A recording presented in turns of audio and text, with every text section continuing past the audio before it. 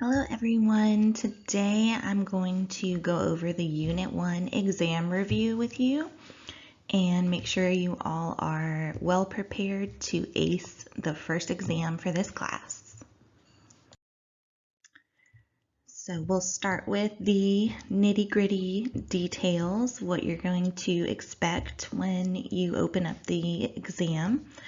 So the Unit 1 exam is going to cover material from chapters 1 through 4, and you'll need to take the chapter 4 quiz before the Unit 1 exam will be available to you. Now the exam is going to be timed at 90 minutes, so you have an hour and a half to take it, which should be plenty of time. The exception for that is if I have an accommodations letter pertaining to you, in which case your exam is not timed, and I will have communicated that with you. But for everyone else, it is timed at an hour and a half. And the exam is going to consist of 21 questions. It'll be 11 multiple choice, 5 true false, 1 fill in the blank, and 4 matching questions. And as with your quizzes, the matching questions are worth more points. So most of the questions are worth 5 points each, but the matching questions can be between 15 to 20 points. So definitely take your time with those. Double check your answers before you submit them, because I don't want y'all to lose points on those matching questions.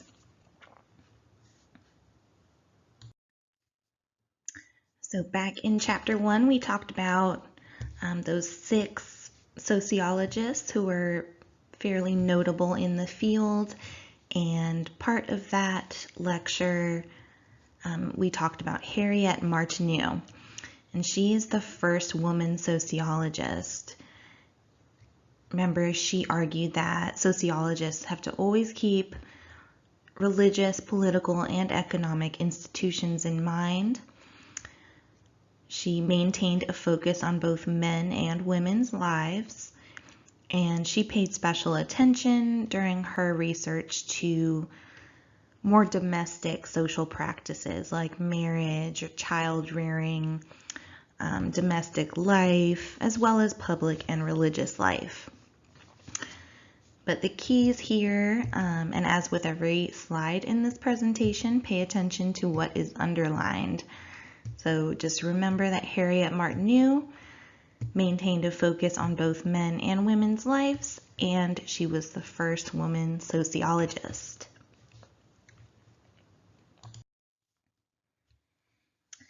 Now, positivism versus anti-positivism.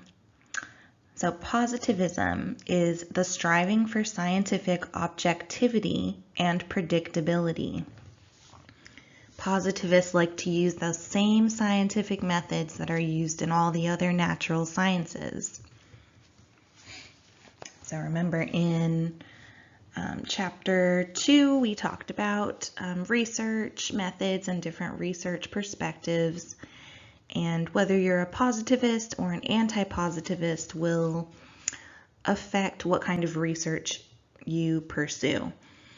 So by using the scientific method, social scientists who are positivists like to test and prove or disprove their hypotheses so that they can identify laws of society.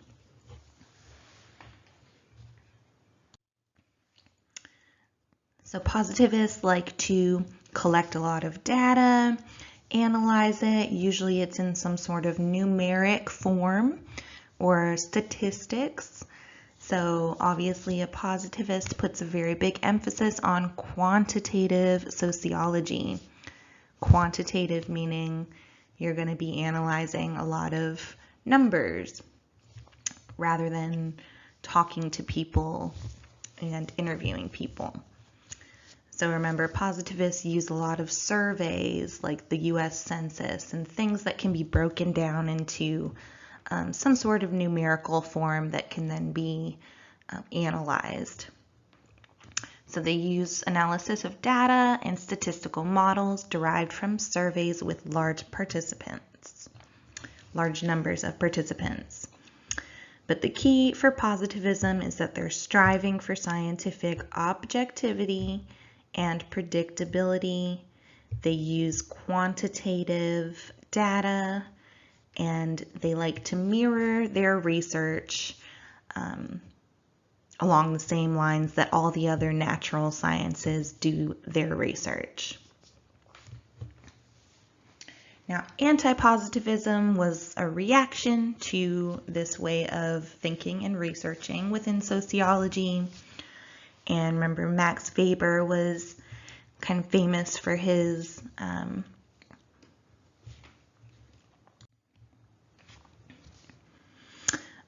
mistrust kind of for positivist thinking. So anti-positivism and sociologists that fall under this description, they believe that complete objectivity is impossible when it comes to social research. And instead, social researchers should strive for subjectivity. So the aim is not to generalize or predict, but to systematically gain an in-depth understanding of social worlds. So anti-positivists are not looking at a bunch of numbers and statistics and gathering data of that sort. Instead, their research involves in-depth interviews with people or groups, focus groups, and content analysis. So like that secondary data analysis that we talked about in the chapter on research.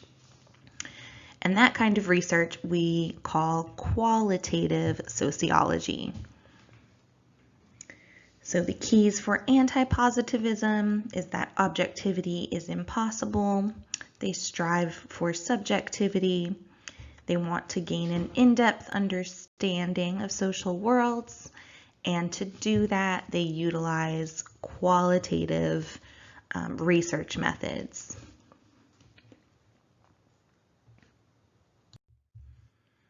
Now let's go back and do a little overview of those three theoretical paradigms or perspectives in sociology. So remember, we have structural functionalism, conflict theory, and symbolic interactionism. So structural functionalism, remember, is the perspective that sees society as a structure with interrelated parts that are designed to meet the biological and social needs of individuals in society. And this is the perspective that uses the metaphor of the human body and compares the human body to societies. So just as organs work together to keep a body functioning, the institutions of society work together to keep the society functioning. And it's really in the name. So if you get caught up or overwhelmed while taking the exam, and especially when you come to the matching questions, which the theoretical paradigms will be one of your matching questions. So just think about the words that, or these terms. So structural functionalism, it's basically saying functions or structures that function. And we can think of structures in society as our institutions, like education and politics, economics, religion, the family, marriage, etc. So structural functionalism is all about trying to figure out how social institutions can best function for the optimal health of society. And we have conflict theory. And remember, conflict theory was popularized by Karl Marx, and he wrote about the class conflict between the bourgeoisie and the proletariat, or the rich and the poor. And he kind of viewed society, all societies, as defined by the different social classes or different kind of hierarchical divisions in society and how the powerful exploit the less powerful. So conflict theory is a macro level theory, just meaning that it's kind of applying this theory to all societies, macro, instead of micro, which we'll come to in just a moment. So conflict theory is a macro level theory. It looks at society as a competition for limited resources. Social conflict leads to change in society. So here, keep some key terms in mind: conflict and competition, and social conflict leading to change in society. And then you have symbolic interactionism. Again, just pay attention to the terms and think about them if you get caught up. Symbols and interactions. So how humans interact on a symbolic level is basically what symbolic interactionism is analyzing. So symbolic interactionism is a micro-level theory. It focuses more on intimate relationships among individuals within society. And symbolic interactionists put a very big emphasis on communication and interpretation. So communication, the exchange of meaning through symbols, is how people make sense of their worlds. And this perspective of symbolic interactionism sees individuals as being active in shaping our own social worlds through the power of our personal interpretation.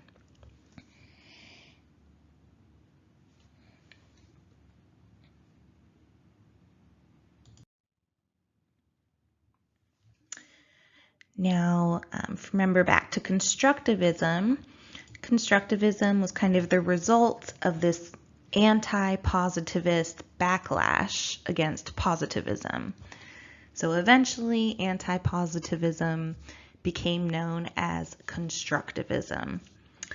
So an approach to sociological research that does not follow the positivist line of thinking or hypothesis testing. And it's also referred to as the interpretive framework. So researchers that consider themselves constructivists, again, they're not interested in finding generalizable results the way that positivists are. Instead, they aim to understand social worlds from the perspectives of its participants, otherwise known as subjectivity. And they believe that this kind of research leads to in-depth knowledge. So the findings, again, they're not looking at a lot of numbers and statistics. They're talking to people or reading books and analyzing the different interpretations that people communicate with them. So because of that, their findings are going to be more descriptive, more narrative, and they will unveil the points of view of their research subjects. So scientific objectivity is not the goal.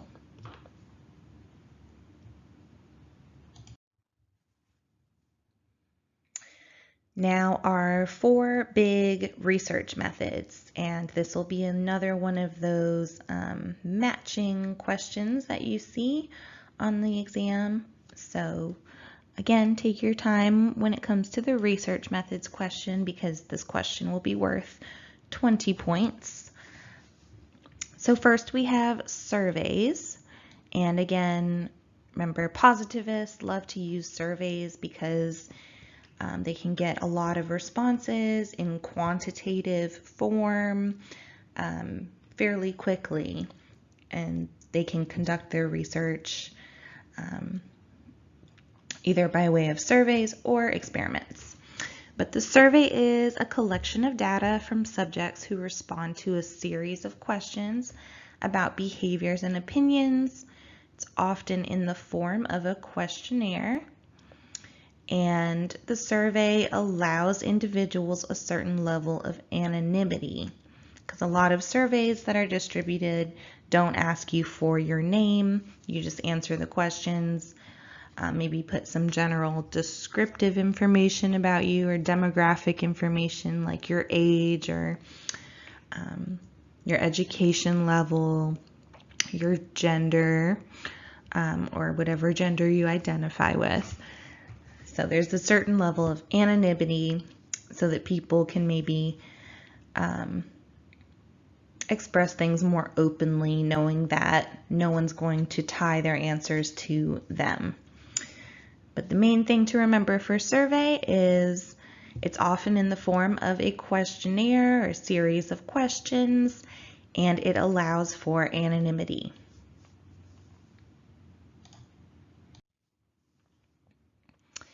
Now, the second research method we went over is field research.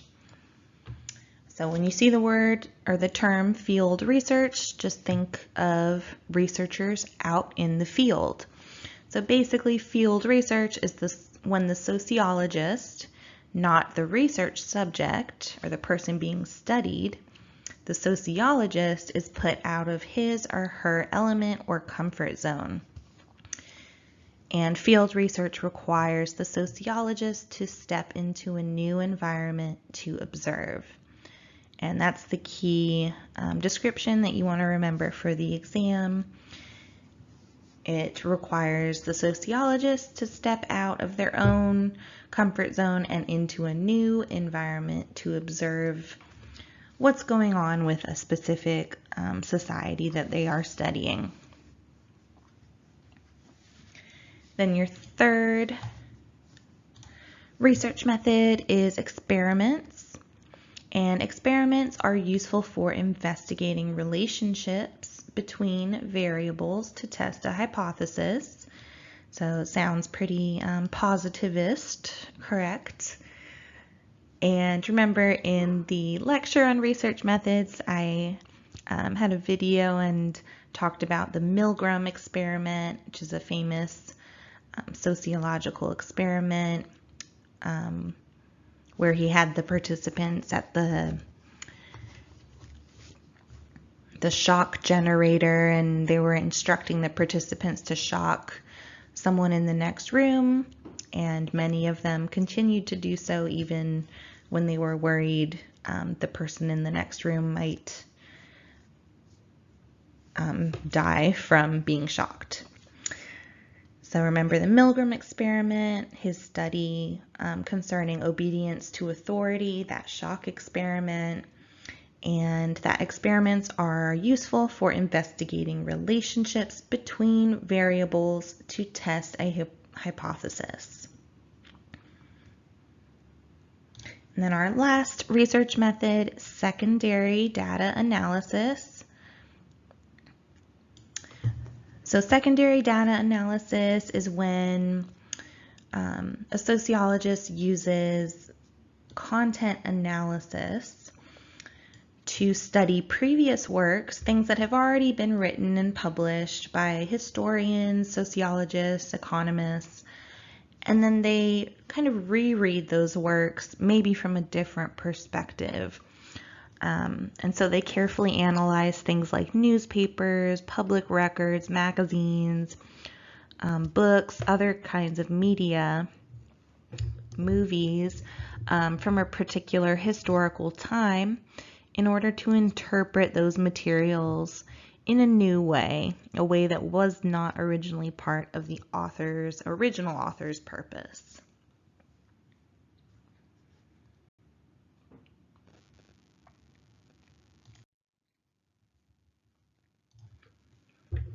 And then this material here will be another one of your matching questions. So make sure you study the 3 types of field research and take your time on this question because it'll be worth 15 points.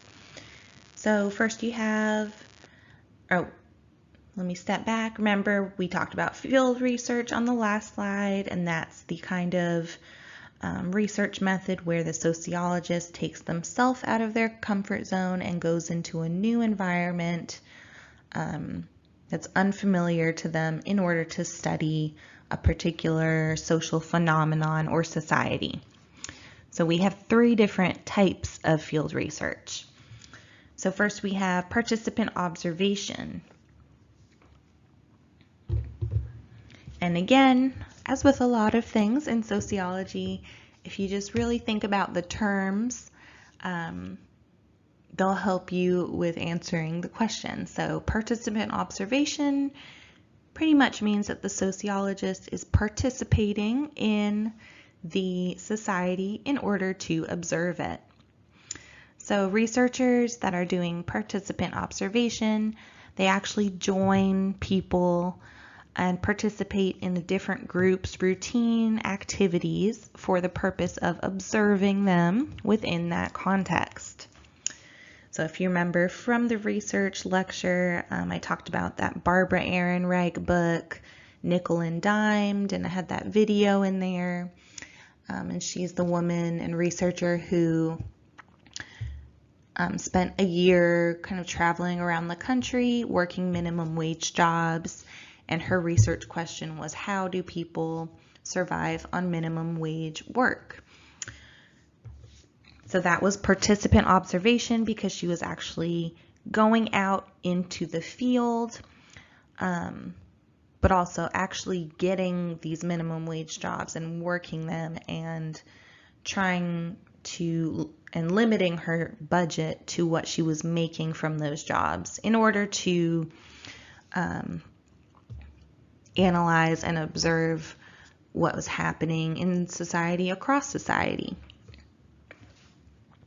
And the second type of field research is ethnography. So ethnography is an extended observation of the social perspective and cultural values of an entire social setting. Now, participant observation is very subjective because the researcher is actually kind of joining these other societies in order to learn about them. But ethnography does not require that. So ethnography we refer to as an objective observation.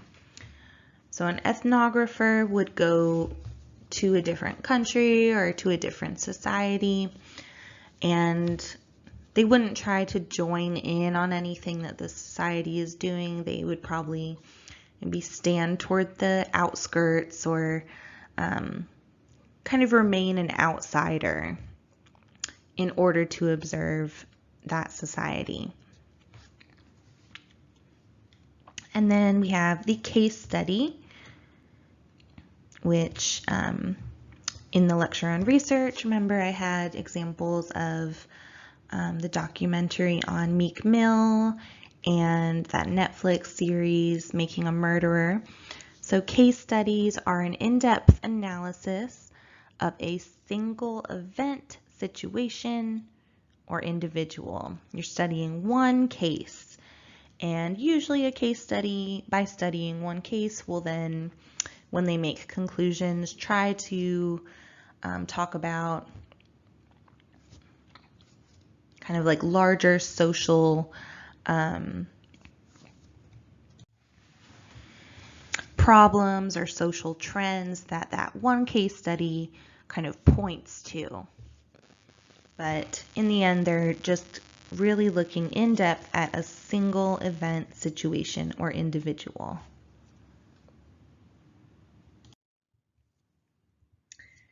Then in the research chapter, we talked about some ethical concerns and talked about the American Sociological Association and how they compiled a set of formal guidelines for conducting research.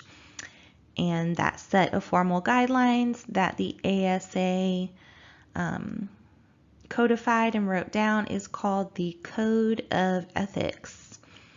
And that's your set of rules for ensuring the integrity of the filing, investigation, and resolving complaints of unethical conduct.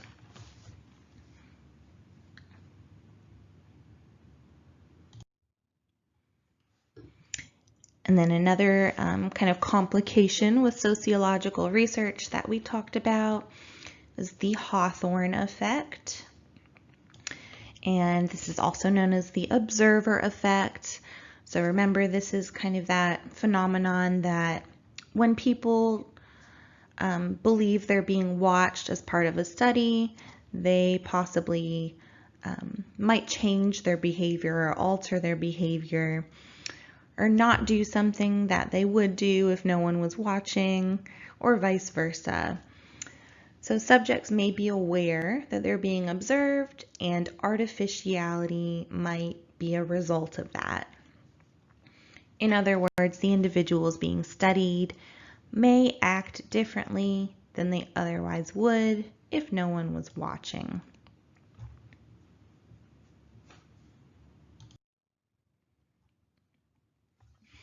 Okay, now material and non-material culture. So remember, objects of material culture embody or symbolize the non-material culture of society. Material culture, again, are objects or belongings of a group of people. They're something that kind of exists in the physical world that we interact with. So remember, it's something that you can sense. Material culture is something you can smell, touch, see, hear, taste. So it's your objects or belongings of a group of people. For example, a bus pass, your car, your motorcycle, your bike, stores like Walmart, restaurants like McDonald's, cell phones, places of worship, artwork, movies, books, cuisine, sports, clothing. These are all examples of material culture. Something that exists materially in the world that we as a society interact with. Now, non-material culture, you cannot sense. You can't taste it. You can't really see it. You can't hear it. The way that you hear music, etc. So non-material culture has to do with the ideas, attitudes, and beliefs of a society. These are things you don't necessarily see, but they're common among society's kind of viewpoint or belief systems.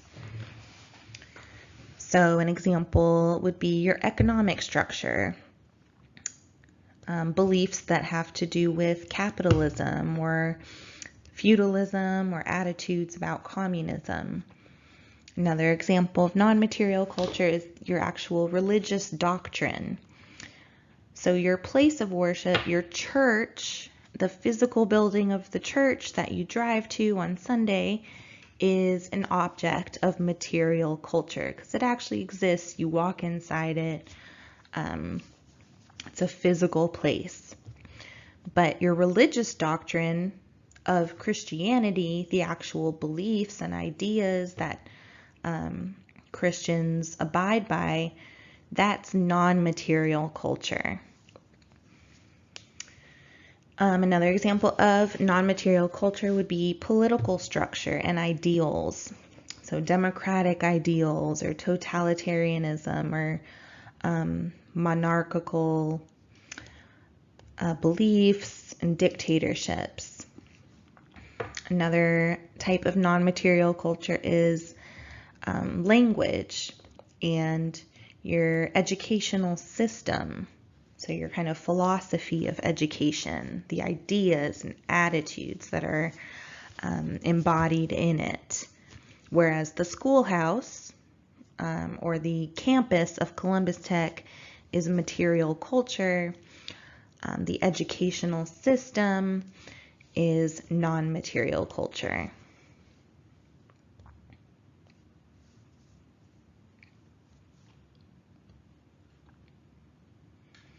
So I'm going to give you all a little hint for the exam because on the exam question you'll need to match. I'm going to list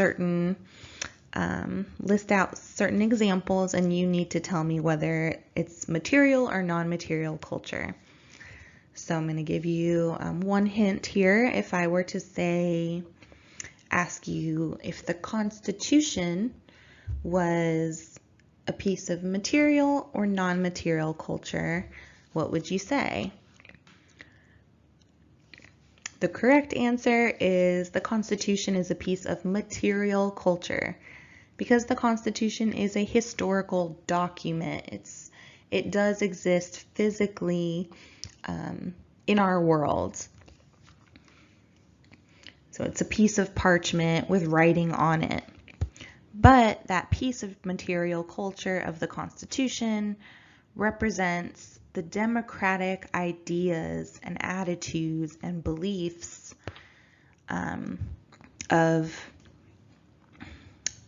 republic and democratic governments.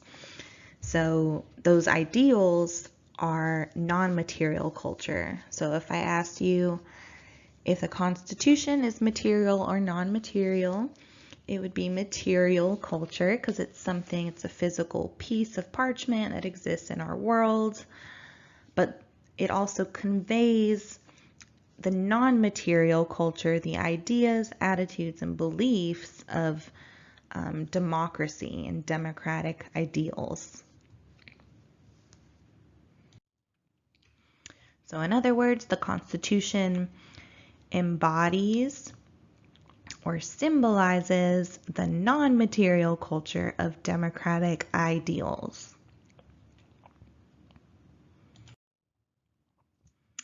Now, ethnocentrism and cultural relativism. So ethnocentrism, again, just think about the term. It's pretty much saying your ethnicity is central to you. Ethnocentrism. So ethnocentrism means you're evaluating or judging another culture based on how it compares to your own cultural norms. So you're putting your own ethnicity at the center of your judgment. So it's a belief or attitude that your own culture is better than all others. Now, to contrast with that, we have cultural relativism, which is the practice of assessing another culture by its own standards rather than viewing it through the lens of your own. And cultural relativism, as the sociological imagination reading stated, it requires a bit of an open mind and a willingness to consider and adapt to new values and norms. So just pay attention to these two definitions. There's a little bit of a trick question concerning these two definitions, so just pay careful attention to this one.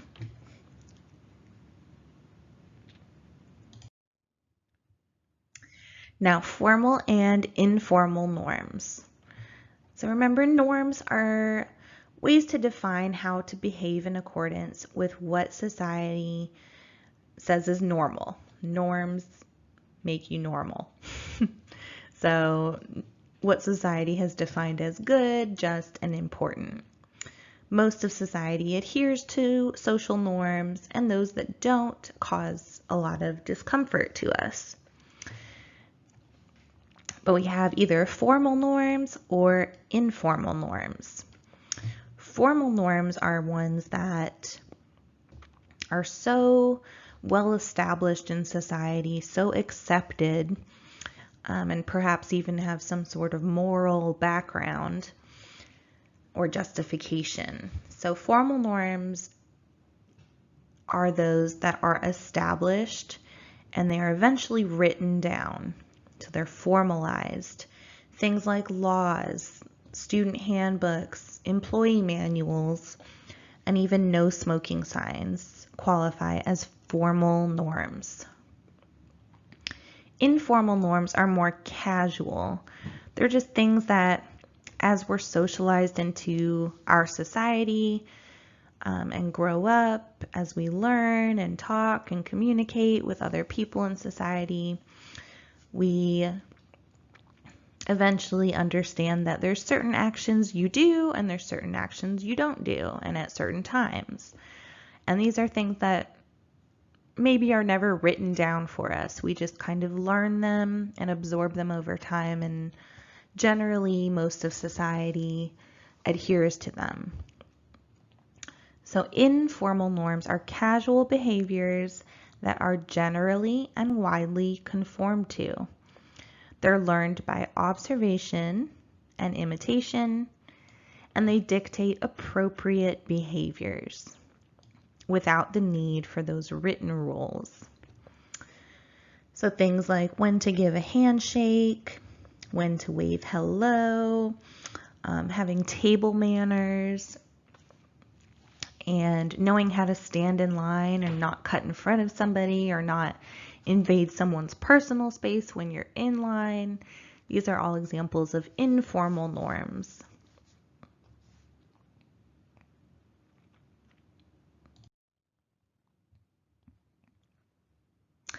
Now go back to chapter 3 where we talked about culture and subcultures.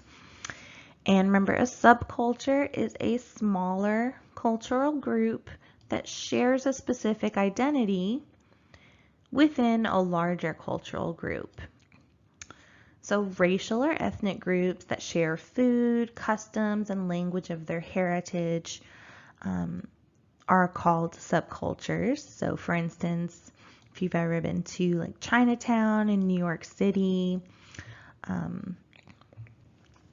that is an example of a subculture within the larger culture of New York City and America. Now, subcultures are united by shared experiences or hobbies or interests rather than shared heritage or ethnicity. So other examples of subcultures could be like motorcycle clubs, biker culture, body modification community, people who are really into getting tattoos and piercings or plastic surgery. Alcoholics Anonymous is a subculture. And the example you need to remember for the exam is back in that culture PowerPoint, I had a video on the parrot heads, who were the loyal fan base and subculture of Jimmy Buffett lovers. So just remember that the parrot heads are an example of a subculture.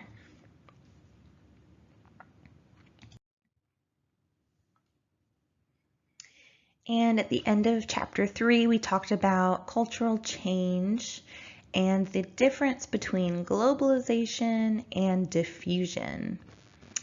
So globalization has to do with communications and travel and the speed at which things are happening now that we in a way have a kind of a globalized economy.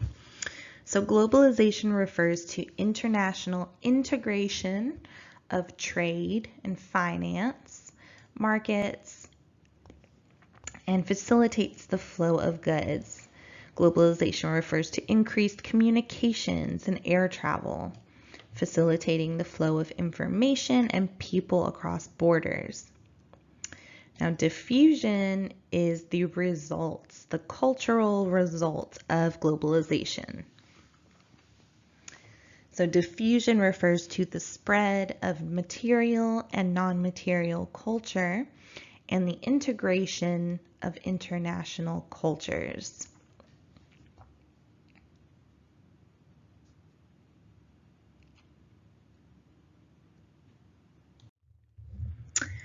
And then from chapter 4, we just have the definition of society. So hopefully this will be an easy one on the test. So a society is defined as a group of people who live in a definable community or territory, and they share a culture.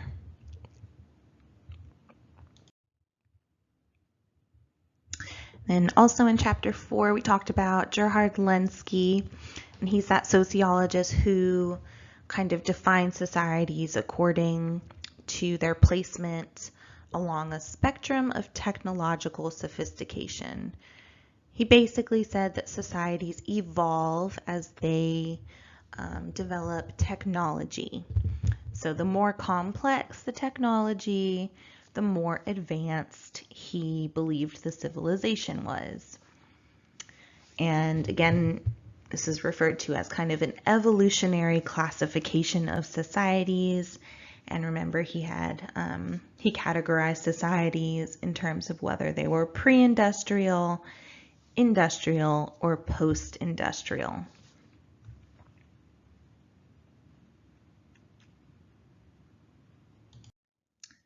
Now, on the next 3 slides, I'm going to give you just an overview of our kind of 3 fathers of sociology: Emile Durkheim, Max Weber, and Karl Marx. So I'm going to give you kind of the Cliff Notes version. And though there's a lot more to each of these theorists in sociology, I'm just going to kind of highlight the main points that you need to know for the exam. So Emile Durkheim was a positivist. Remember, he studied under Auguste Comte, who kind of came up with sociology and positivism. So Emile Durkheim was a positivist. His aim was to create a, quote, science of social facts. And he believed that the ideas and a worldview of individuals in society is derived from the social order and is brought about by various social institutions. And he called this the collective conscious. So he's also a structural functionalist. Again, if you ever see a sociologist that highlights the importance of social institutions in society, and also someone who's aiming to create a science of social facts, that points to a structural functionalist kind of viewpoint. Now, Emile Durkheim believed that there were things called social facts, and kind of all those, what we talked about, the formal and informal norms, are represented by what he calls these social facts. So social facts are the laws, morals, values, religious beliefs, customs, fashion, and rituals that all kind of come together and work together to govern our social life, to kind of communicate to all of us as society what is right and what is wrong and how to act appropriately within that society. And for Durkheim, he believed that religion, the institution of religion, was the social glue of societies, the core source of social values, and the strongest factor in determining a society's collective conscious. If you remember back to chapter 1 and 4, where I talked about Durkheim's book called Suicide, and remember he was looking at all sorts of different suicide rates in different countries and trying to find out why some countries had higher rates of suicide and some had lower. And his main conclusion in that book was that the societies that had stronger religious beliefs, stronger religious community, were the countries that had the lowest suicide rate. And so he concluded that religion is this, quote, social glue, our core source of values that kind of bind us together as a community. He also believed that conflict and chaos in society is due to the failure of social, again, institutions the failure of institutions to indoctrinate citizens with the collective norms and values. And he called this kind of the result of this failure of institutions, he called this anomie. And that's when society no longer requires assimilation to a common set of values. There's too many different value systems coexisting, and society starts to fall apart in a way. He believed that the collective conscience, all those core values of society, start to weaken with modernization. And again, he called that phenomenon anomie. So those are your important terms to remember for Durkheim. Pay attention to what's underlined. He was a positivist. He studied, he researched in order to find out more about the science of social facts. He was interested in figuring out what a society's collective conscience was and how the social institutions kind of contributed to creating that collective conscience. He again believed that religion was the social glue of society, and he believed modernization kind of brought about a state of conflict and chaos in society where people are not really sharing the same norms and values as much as they once were, and he called that anomie.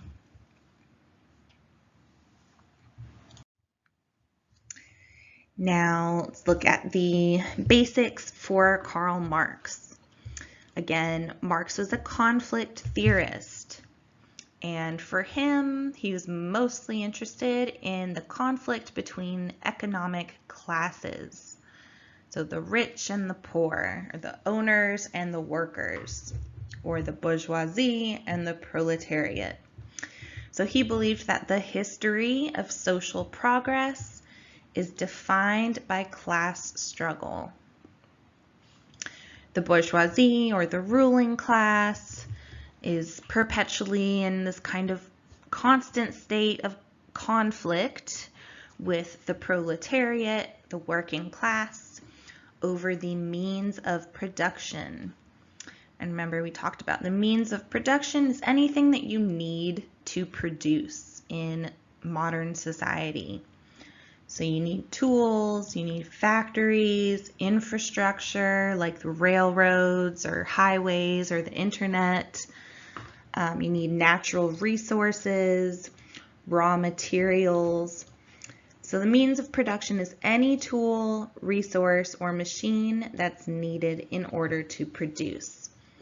And Marx's criticism was that the bourgeoisie, the owners, the rich people, controlled all the means of production. And so that kind of put the working class, the proletariat, into a state of kind of subjection to the ruling class. So Marx believed that capitalism led to a state of alienation from the means of production in modern society.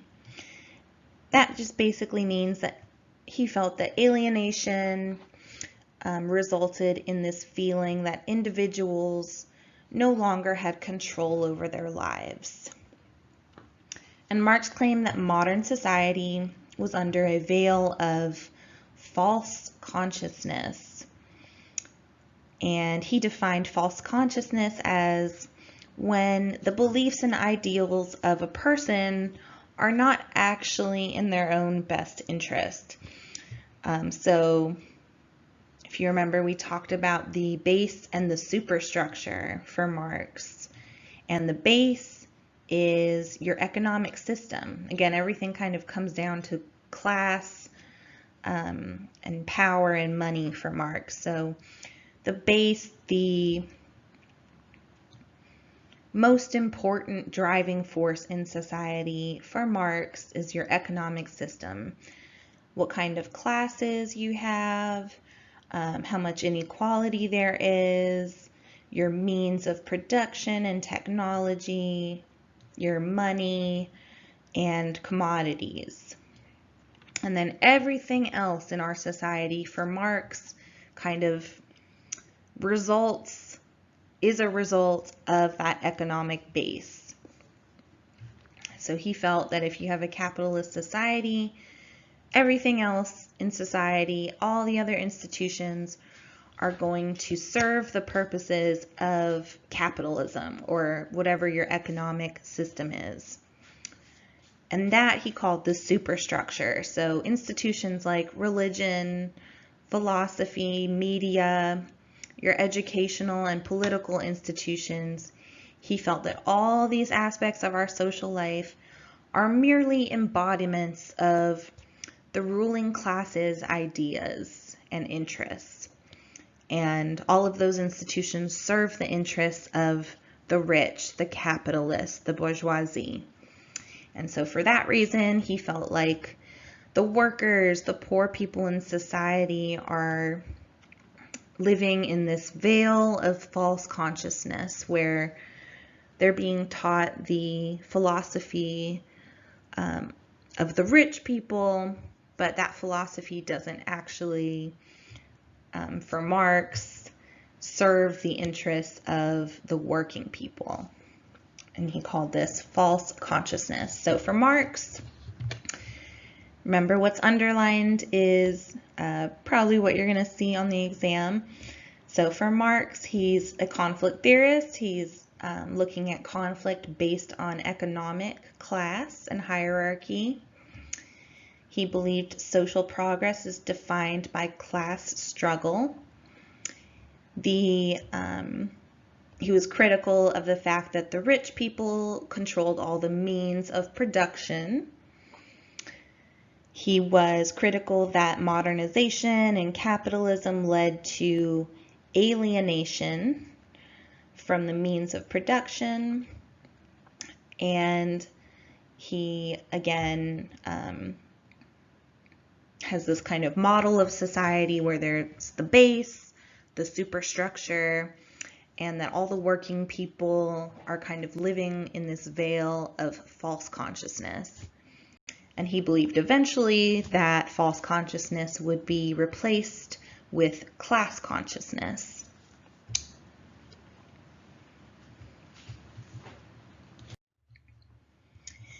And we have Max Weber lastly here with our big three sociologists. So again, Max Weber was an anti-positivist sociologist. So he's a constructivist, an anti-positivist.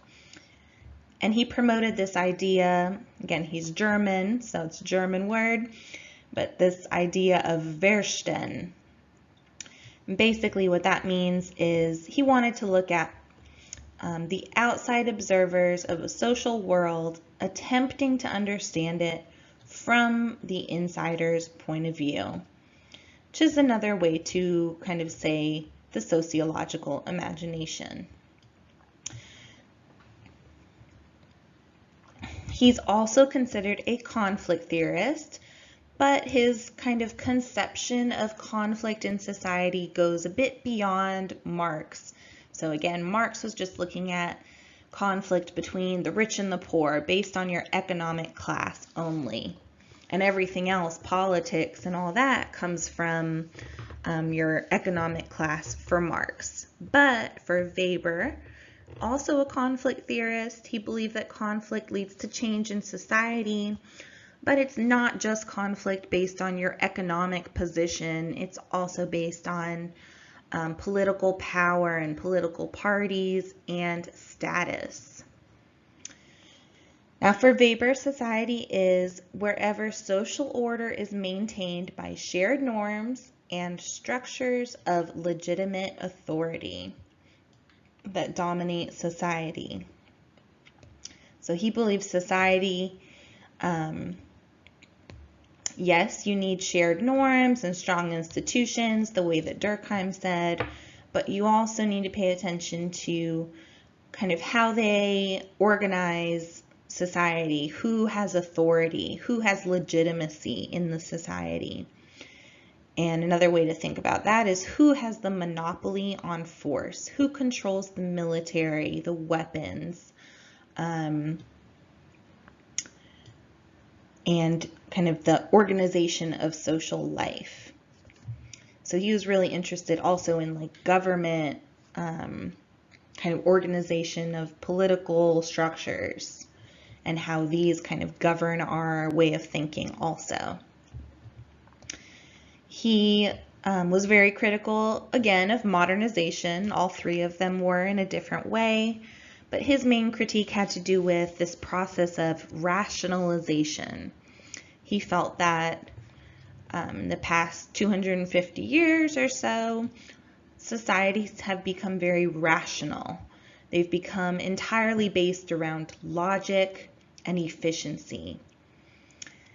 And he said that rationalization is evident in all of our institutions, but explicitly so in our modern bureaucracies, our modern governments, structures.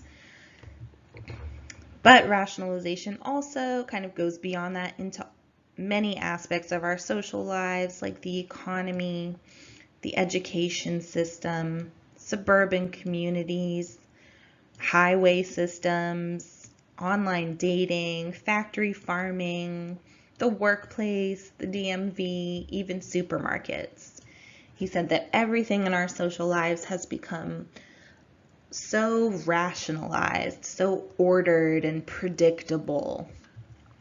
And he didn't just see it one way, so he offered a lot of the advantages of rationalization and bureaucracy, and said that rationalization can help a lot of things. It can make life easier and more predictable. But he also worried about the eventual outcome of such a rationalized world.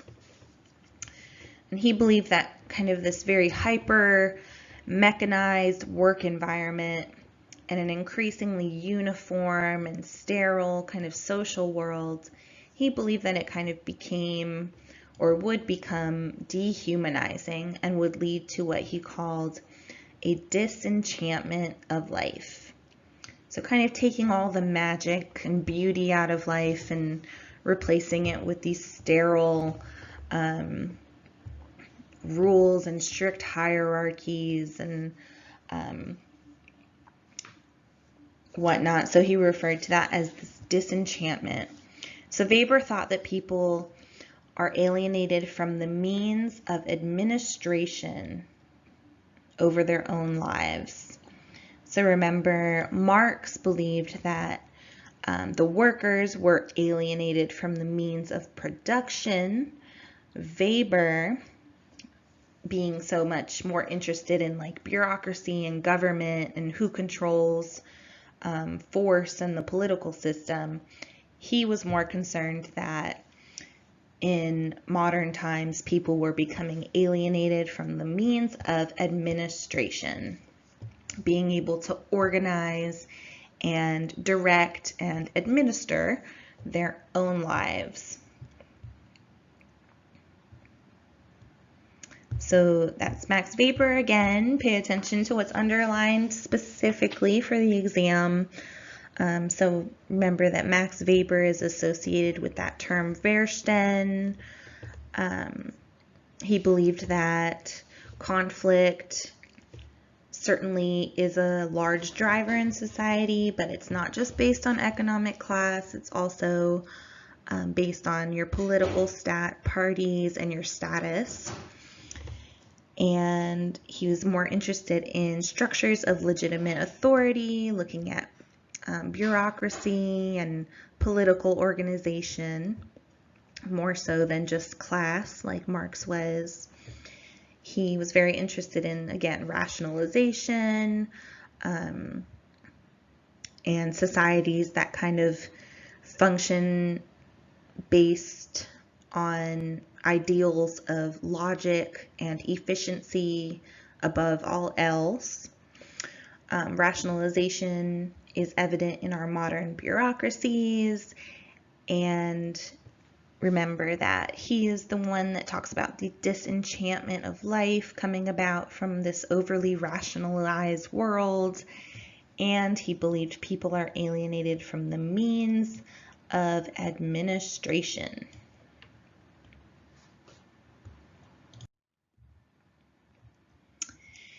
And two more topics here to cover. We've got the self-fulfilling prophecy. Again, that's the concept developed by sociologist Robert K. Merton in 1948, and that's this idea that he believed that even a false idea can become true if society acts upon it. So a prediction that directly or indirectly causes itself to become true. And these can be self-created or imposed by others. So for example, when a child is labeled a deviant or a bad kid at a young age, they might be treated as a bad kid by teachers and parents. And because of that, they might actually end up becoming deviant as a result, because they feel inclined to act in a way that people around them expect them to act. So what's important to remember is that Robert K. Merton came up with this idea of the self-fulfilling prophecy. And the self-fulfilling prophecy is when a false idea eventually becomes true because people believe it and act upon it. And lastly, the social construction of reality was a book written in 1966, written by Peter Berger and Thomas Luckman. And they talked about their concepts of habitualization and institutionalization. And they looked at how society is created by humans and human interaction. And a quote that comes from them is, "Any action that is repeated frequently becomes cast into a pattern." So they believed that we construct our own society, but we also accept our society because others before us have created it. And in short, they basically say society is a habit. And then over time, once those habits become deeply enough ingrained, then they become institutionalized. So that's the process by which all these habits, these conventions and norms are implanted in society, become kind of intricately entwined with the society.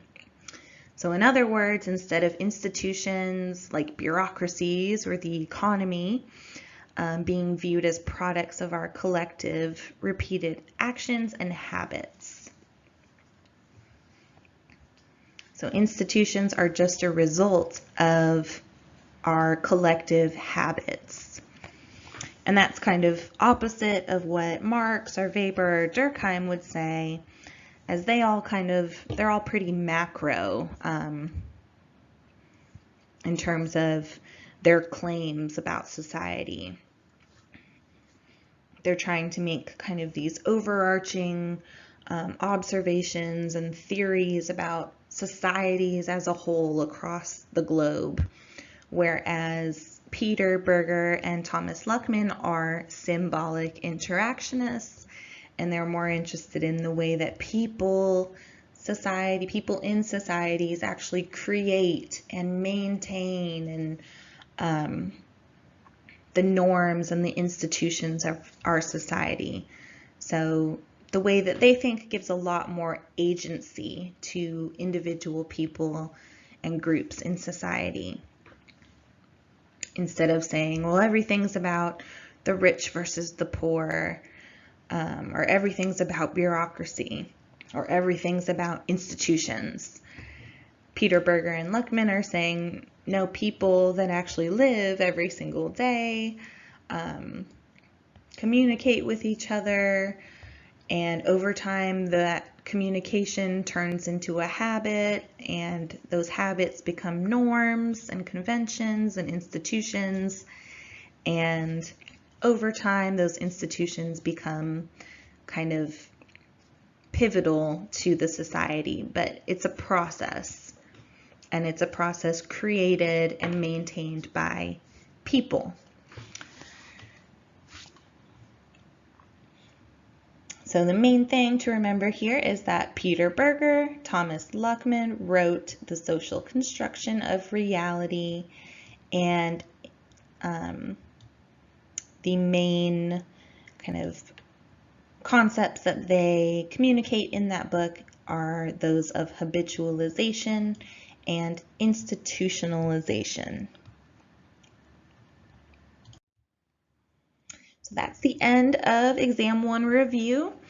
Good luck. If you have studied this review and are fairly comfortable with everything, especially that the content that is underlined in this review, you're prepared to do well on the exam and ace it, please email me, kadams@columbustech.edu, if you have any questions. I'm happy to schedule a one-on-one virtual meeting with you through Blackboard. So please reach out if you have any questions or concerns before you take the exam.